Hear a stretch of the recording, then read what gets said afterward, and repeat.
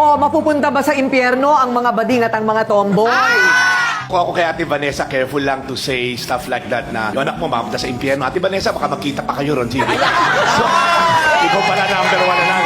Para to answer this correctly, not pertaining to a particular gender, ano, ang clear po sa Bible, paano ba mapunta sa impyerno? Ang sabi po doon, for the wages of sin is death. Ang kabayaran ng kasalanan ay kamatayan. The word pong ginamit dito, I studied a little bit of Greek, nekros, eternal death. Now, sino ngayon yung makasalanan? Ito rin sinabi sa Bible. For all have sinned and fall short of the glory of God. Lahat daw po.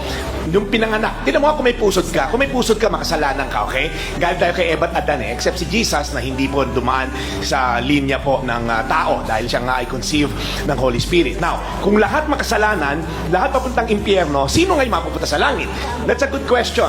Now, ang maraming Pilipino gumagawa ng kabutihan kasi dinisip nila, do good works, you're gonna go to heaven. Yung po kabaliktaran sa Bible. Ang sabi sa Biblia, not by good works, para daw hindi tayo makapagyabang sa Diyos. Kung mapupunta sa langit ang taong mabait, eh di bakit pa bumaba si Jesus kung pwede rin naman gumawa lang tayo ng kabutihan?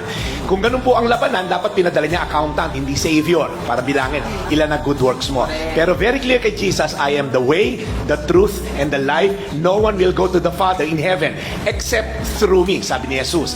So yung tanong mo, Ate Coring, mapupunta ba sa impyerno yung anak ni Ate Dalisay? Hindi ko alam.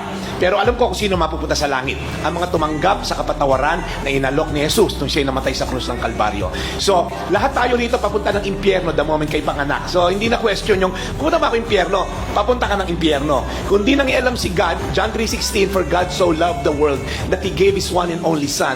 Kung di siya nag-intervene sa history ng mankind, lahat tayo papunta na rin naman ng impyerno. Kaya dapat magpasalamat tayo. Sabi sa Bible, it is by grace you have been saved. It's only by grace kaya ka mapupunta sa langit if you believe in your heart that Jesus Christ died for you. So, to answer your question din naman, Donita, mapupunta ka sa langit. Kung mag-usap tayo mamaya, tatanggapin mo si Kristo bilang iyong tagapagligtas. Amen? God bless you.